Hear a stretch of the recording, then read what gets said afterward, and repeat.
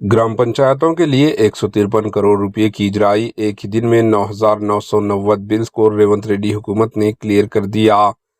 तेलंगाना कांग्रेस हुकूमत ने ग्राम पंचायतों को खुशखबरी दी। पेंडिंग तकरीबन 10,000 बिल्स को एक ही दिन में 153 करोड़ रुपए जारी करते हुए अदा कर दिया।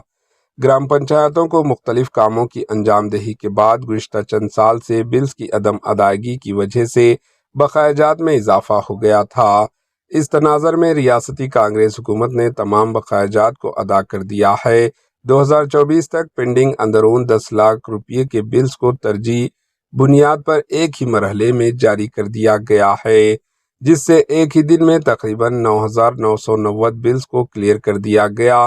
पेंडिंग बिल्स के अलावा स्पेशल डेवलपमेंट फंड SDF के तहत किए गए कामों के लिए भी हुकूमत ने 85 करोड़ रुपये जारी किए हैं।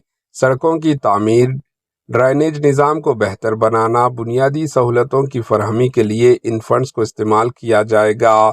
साबिक़ा BRS KCR हुकूमत ने SDF के फंड मुकर्रर वक्त पर जारी न करने की वजह से कई काम अधूरे रह गए थे, जिससे देहातों में तरक्की का काम रुका हुआ था।